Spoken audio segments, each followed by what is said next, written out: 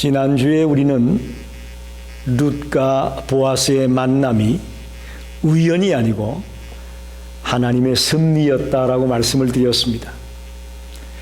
세상적인 관점에서 볼 때는 우연이라고 할 수 있겠죠. 또 세상의 사람들을 만나보면 재수가 좋아서, 운이 좋아서 그런 말을 많이 합니다. 룻이 재수가 좋아서 보아스를 만난 것이 아니었습니다. 하나님의 계획이었고 하나님의 섭리였다는 것을 말씀드렸습니다. 저와 여러분의 만남 속에도 하나님의 섭리하심이 있기를 간절히 원합니다. 한 사람 한 사람을 만날 때마다 그런 관점에서 보게 되기를 바랍니다. 주권자 되시는 하나님이 룻을 보아스의 밭에 가서 이삭을 줍게 했습니다.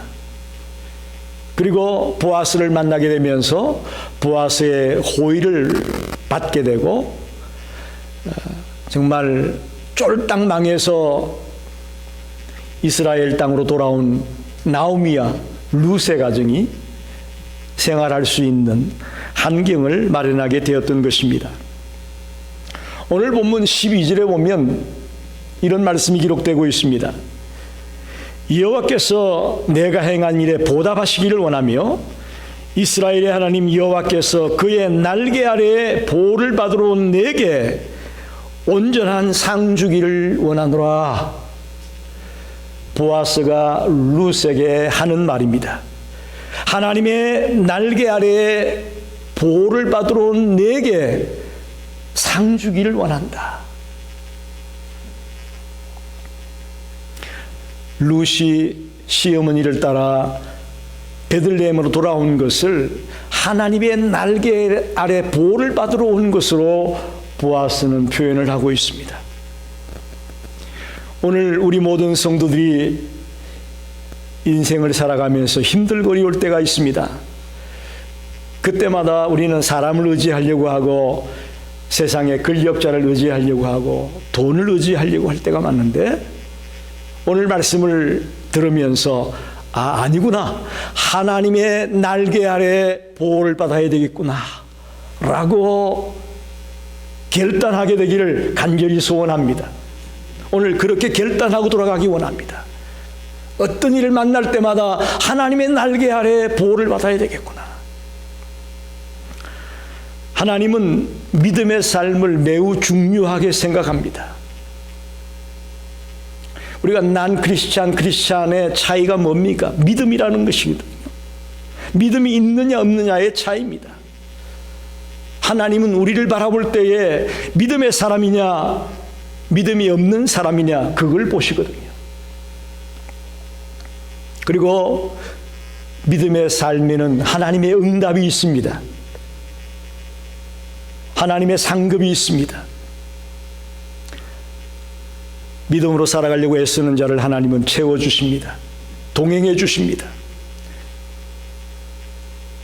아니, 목사님, 내가 믿음으로 살아왔는데 여전히 가난하고 여전히 병들고 여전히 아이들이 말썽을 피우고 목사님 말하고 안 맞습니다. 그런 분도 계실 수 있겠죠. 그렇습니다. 우리가 믿음으로 살아간다고 해서 반드시 다 부자가 되고 다 죽을 때까지 건강하게 살다가 죽는 건 아닙니다. 믿음으로 살아가지만 더 가난하고 더 하루하루를 힘들게 살아가는 자도 이 땅에 많습니다. 그럼에도 불구하고 믿음으로 견디며 끝까지 주님을 붙들고 달려가는 그 모습을 주님은 기다리고 있습니다. 그 모습을 보기 원하십니다. 아멘입니다. 여러분 생각을 바꾸세요. 내가 예수 믿으니까 당연히 만사형통하고 복받고 잘 될 거야 라는 생각을 여러분 바꾸십시오. 믿음으로 살아도 힘듭니다. 어렵습니다. 그렇지만 그럼에도 불구하고 주님을 놓지 아니하고 끝까지 주님을 붙들고 달려가는 그 믿음을 주님은 보기 원하십니다. 그런 자에게 하나님은 그의 날개 아래에 우리를 보호해 주시고 품어주실 것을 믿습니다.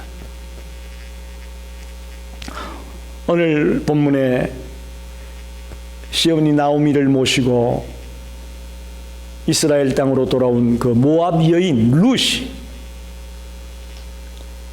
끝까지 나오미의 하나님, 어머니의 하나님이 나의 하나님이 되겠다는 그런 심정으로 믿음을 붙들고 달려나가는 그 룻을 하나님은 하나님의 날개 아래에 보호하고 품어주심을 볼 수가 있습니다.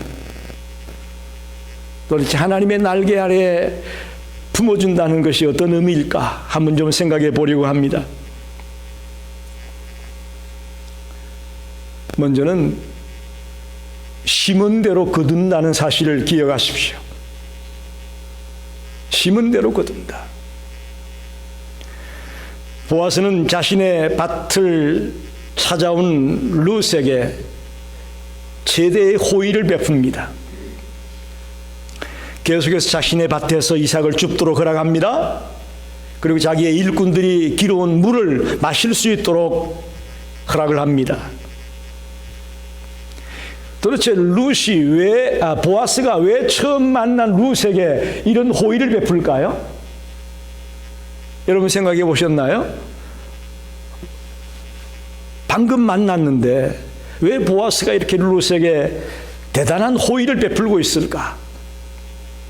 첫째는 룻이 시어머니를 지극정성으로 봉양하는, 섬기는 그 효성을 보아스가 봤다고 생각합니다.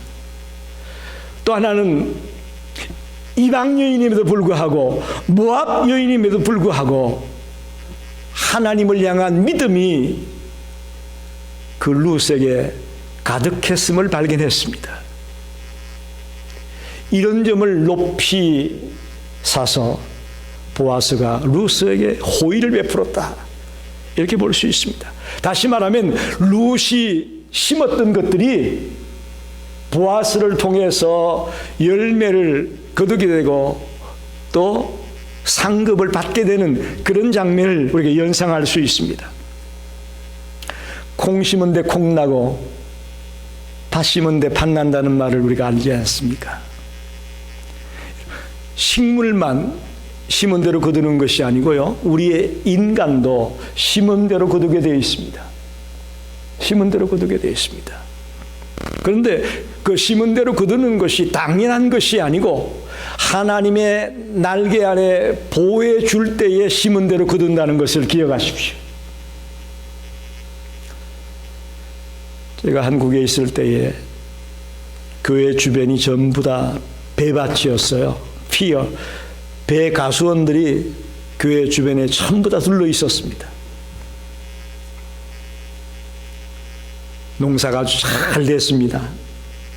그래서 추석 전에 배를 따서 갖다 팔아야 좋은 가격을 받습니다. 추석 때가 배 가수원 하는 분들에게는 아주 절호의 기회입니다. 어느 해는 농사가 잘 됐는데 이제 며칠 안 있으면 추석이에요. 그런데 추석 일주일 전에 태풍이 몰아쳤어요. 그 탐스럽게 열린 배들이 우후죽순으로 다 떨어져 버렸어요. 떨어지게 되면 상처가 나고 또 상처가 나면 이 새들이 와서 쪼아요. 심은 대로 거두질 못하더라고요. 농사를 잘 지어놨는데 폭풍이 몰아쳐서, 태풍이 몰아쳐서. 그러니까 심은 대로 거둔다는 것이 당연하다고 생각하면 안 됩니다. 그 속에 하나님의 보호하심이 있다는 사실을 잊어서는 안 됩니다. 우리는 너무나 당연시해요. 내가 열심히 일했으니까 내 돈 버는 거다. 내가 누구보다 잠도 자지 아니하고 근면하게 성실하게 했으니까 내가 이만큼 사는 거다. 여러분 그렇게 생각하지 마십시오. 하나님의 보호하심이 없으면 심은 대로 거두는 것도 안 됩니다. 우리 주변에 보면 정말 성실하게 열심히 일하는데도 사업이 망하는 사람이 있어요. 그런데 슬쩍슬쩍 거짓말도 해가면서 이상하게 장사하는데도 장사가 잘 되는 사람이 있어요. 저는 그런 모습들을 보면서 심은 대로 거둔다는 것이 진리지만 이 속에 하나님의 보호가 있을 때에, 하나님의 날개 아래에 들어가 있을 때에 심은 대로 거두는구나 하는 것을 깨닫습니다. 오늘 룻이 심은 것들을 보아스를 통해서 이제 되돌려 받는 그런 장면을 통해서 이것이 바로 하나님의 날개 아래 보호를 받고 있는 룻의 모습이구나 하는 것을 생각하게 됩니다. 두 번째는 오늘 12절에 그 말씀대로 믿음으로 살아가는 자를 날개 아래 품어주십니다. 믿음으로 살아가는 자를.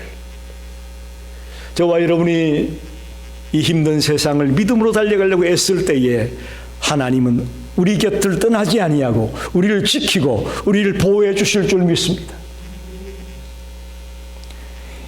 이어령 교수 아시죠? 얼마 전에 돌아가셨는데 그분이 생명이 자본이다라는 책을 썼습니다.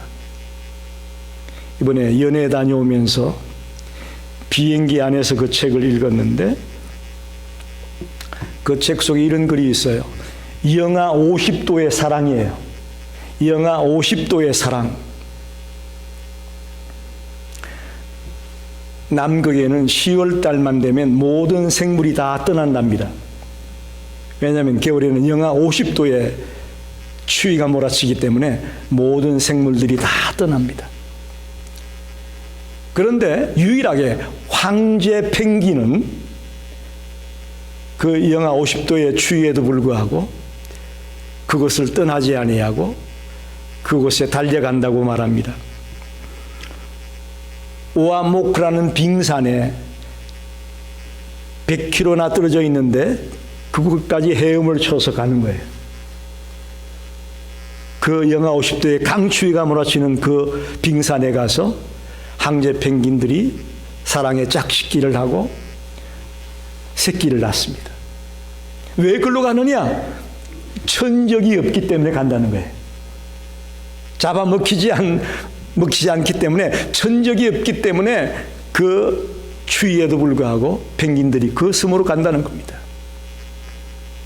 그래서 거기서 사랑의 짝짓기를 해서 알을 낳는데 여러분 영하 50도예요. 잠깐만 밖으로 삐져나오면 얼어버리는 거예요, 알이. 그래서 그 알을 낳게 되면 수컷이 발등에 틀과 날개로 탁 감싸가지고 알이 부화될 때까지 꼼짝도 안 하고 있는 거예요. 꼼짝도 안 하고. 하여튼 조금만 삐져나오면 얼어버려 죽어. 부화도 못하고. 더 놀라운 것은 이제 새끼가 부화를 해서 나오게 되면 수컷이 그 아기를 싸고 있고 암컷은 먹이를 구하러 그 추운 바닷속으로 들어가서 먹이를 구해오는 거예요. 그런데 먹이가 잘 구해지지 않는답니다. 그러면 오랜 시간 동안 수컷은 먹지도 못하고 꼼짝도 없이 서서 새끼를 지키는 거예요. 더 놀라운 건 잡으러 갔다가 먹이 구하러 갔다가 어미가 죽는다는 겁니다. 못 구하고. 그러면 수컷이 자기 몸속에 있는 것을 막 억지로 이 위벽 같은 데 붙어 있는 걸 갖다가 억지로 막 토해내 가지고 그 진액을 새끼에게 먹인다는 거예요. 그래서 새끼가 어느 정도 클 때까지 수컷이 몸무게가 15kg가 빠진답니다. 여러분, 펭귄도 자기 새끼를 위해서 꼼짝도 하지 아니하고 먹지도 아니하고 날개 아래서 자기 새끼를 품고 있는 이 장면의 글을 읽으면서 아주 제가 감격이 되어졌습니다. 감동이 되어졌습니다. 여러분, 이보다 더한 사랑이 있습니다. 그 사랑이 뭔지 아십니까? 하나님의 사랑입니다.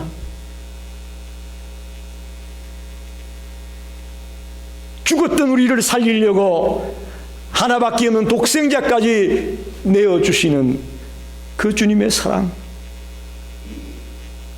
펭귄의 사랑하고는 비교가 안 되는 사랑을 우리는 받았습니다. 우리는 그걸 잊어버릴 때가 많죠. 그 사랑을 당연시하고 그 하나님의 보호를 당연시하는데 당연한 것이 아닙니다. 엄청난 값을 치르고 우리를 사랑한 거잖아요. 수컷이 새끼를 살리려고 엄청난 것들을 지출하는 거거든요.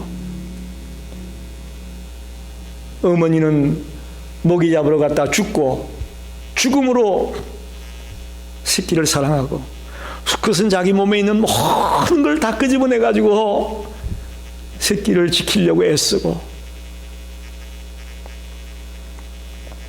그보다 더한 하나님의 사랑이 우리 믿음의 삶을 살아가는 자에게 있음을 믿으시기 바랍니다. 보아스는 룻에게 그의 날개 아래 보호를 받으러 온 내게 온전한 상이 있기를 원한다라고 말하면서 보아스가 최선을 다해 룻을 도와주는 것을 볼 수가 있습니다. 3장에 오면 이런 말이 나옵니다. 9절에 나는 당신의 여종 루시오니 당신의 옷자락을 펴 당신의 여종을 덮으소서. 룻이 보아스에게 이렇게 말합니다. 이 옷자락이라는 것이 날개라는 원어적으로는 똑같습니다. 날개라는 말과 이 옷자락이라는 말이 똑같은 단어를 쓰고 있습니다. 이때 보아스가 3장 11절에 말합니다. 내가 내 말대로 내게 다 행하리라. 3장 13절에는 또 이렇게 말합니다. 내가 기업 물을 자의 책임을 내게 이행하겠다. 나오미의 남편 엘리멜렉의 먼 친족 중에 한 사람인 보아스가 기업을 무르겠다고 약속을 하고 있습니다. 다시 말하면 하나님을 믿는 믿음의 삶을 살아가는 룻에게 하나님의 심정으로 보아스는 기업 물을 자의 책임을 다하겠다. 무슨 얘기죠? 룻과 결혼을 하겠다라는 그런 표현을 하고 있습니다. 사랑하는 여러분, 하나님은 아무나 날개 아래 보호하는 것이 아닙니다. 믿음의 삶을 살아가려고 몸부림치는 자를 날개 아래 품어주십니다. 히브리서 11장 6절에 믿음이 없이는 하나님을 기쁘시게 하지 못하나니 하나님께 나아가는 자는 반드시 그가 계신 것과 또한 그가 자기를 찾는 자들에게 상 주시는 힘을 믿어야 할지니라. 저와 여러분이 믿음으로 달려갈 때 하나님은 기뻐하시고, 믿음으로 달려갈 때 하나님은 우리에게 상과 보호와 또 함께 하심을 주고 있다는 사실을 발견합니다. 아무쪼록 오늘 이 시간부터 더 뜨거운 믿음을 가지고 하나님의 날개 아래 보호를 받는 그런 성도가 되기를 간절히 축원합니다.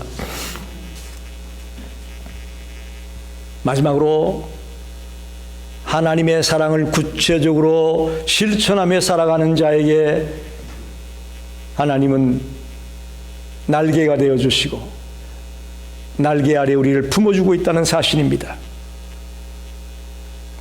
룻이 가만히 있는데 이런 하나님의 은혜가 임하지 않았습니다.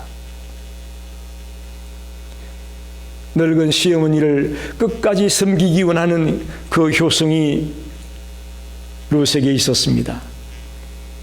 또 하나님을 향한 충직한 믿음이 있었습니다.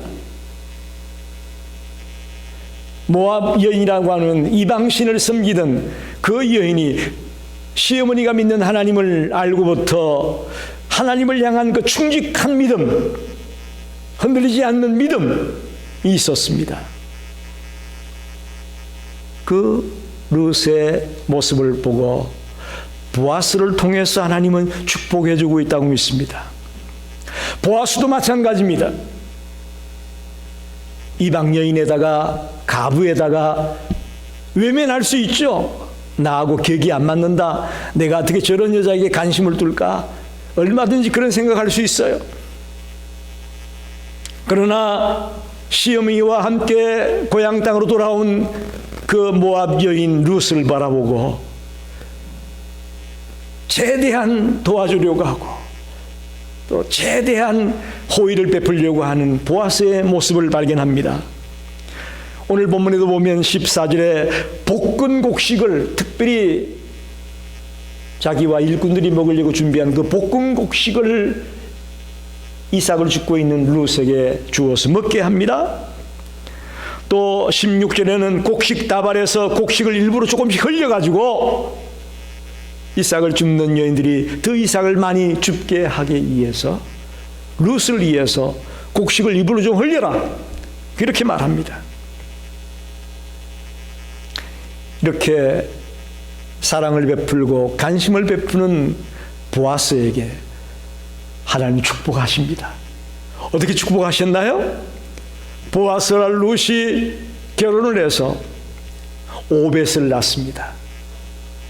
오벳이 이새를 낳고 이새가 다윗을 낳습니다.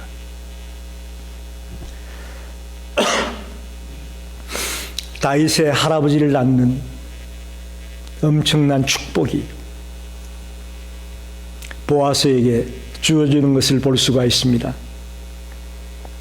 여러분, 우리가 말로만 사랑한다, 말로만 위로한다 하지 마시고 룻과 보아스처럼 실제 행동으로 자기의 사랑을 실천하고 또 자기의 마음을 보여줄 수 있는 그런 믿음의 사람이 되기를 바랍니다. 그럴 때에 하나님이 날개 아래 품어주신다는 거죠. 좀 구체적인 믿음의 사람이 되시기를 바랍니다. 뜬구름 잡는 것 같은 그런 우리의 삶이 되지 마시고 정말 믿음의 백성이라면 사랑을 구체적으로 실천하고 어려움 속에 있는 사람들을 구체적으로 어떻게 할 거냐 대책을 세우면서 달려가는 지혜로운 자가 되기를 바랍니다. 히브리서 야고보서 2장 17절에 행함이 없는 믿음은 죽은 믿음이다. 행함이 없는 믿음은 죽은 믿음이다. 저와 여러분이 하나님의 사랑을 구체적으로 실천하며 살아갈 때에 하나님이 우리를 날개 아래 꼭 품어주실 것을 믿습니다. 말씀을 정리합니다. 찬송가 419장 가사가 이렇습니다. 주 날개 밑 내가 편안히 쉬네. 밤 깊고 비바람 불어쳐도 아버지께서 날 지켜주시니 거기서 평안히 쉬리로다. 주 날개 밑 평안하다 그 사랑 끊을지 아니뇨. 주 날개 밑 내 쉬는 영혼 영원히 거기서 살리. 2절 가사 보면 주 날개 밑 나의 피난처 되니 거기서 쉬기를 원하노라. 세상이 나를 위로치 못하나 거기서 평화를 누리리라. 할렐루야. 3절은 이렇습니다. 주 날개 밑 참된 기쁨이 있네. 고달픈 세상길 가는 동안 나 거기 숨어 돌보심을 받고 영원한 안식을 얻으리라. 오늘 본문 말씀을 통해 어떤 교훈을 받으셨나요? 하나님은 당신을 믿고 의지하는 믿음의 사람들에게 외면하지 아니하고 모른 채 하지 아니하고 그들을 날개 아래 품어주고 있음을 발견합니다. 그 사람이 루시였고 그 사람이 보아스였습니다. 오늘 5월 첫째 주일을 맞아서 주님 앞에 나와 예배하는 우리 모든 성도들을 하나님은 날개 아래 품어주실 것을 믿습니다. 황제 펭귄이 영하 50도의 그 추위 속에서도 새끼를 보호하기 위해 자기의 모든 것들을 쏟아냈던 것처럼 하나님은 주님만 의지하며 주님만 믿으며 달려가겠다고 애쓰는 우리들을 바라보시며 그 넓은 날개를 활짝 펴서 우리를 감싸고 우리를 보호하고 우리를 품어주실 것을 믿습니다. 이민자의 삶이 얼마나 힘듭니까? 하루하루가 전쟁이잖아요. 그죠? 하루 못 불면 그냥 하루의 삶이 어려워지는 게 미국의 삶인데 어떻게 살아가립니까? 저와 여러분이 믿음으로 달려나갈 때에 하나님의 보호하심을 받고 하나님의 함께하심을 통해 이기는 자가 될 것을 믿습니다. 아무쪼록 올 한해도 끝까지 달려가 승리하게 되시기를 간절히 축원합니다. 기도하겠습니다.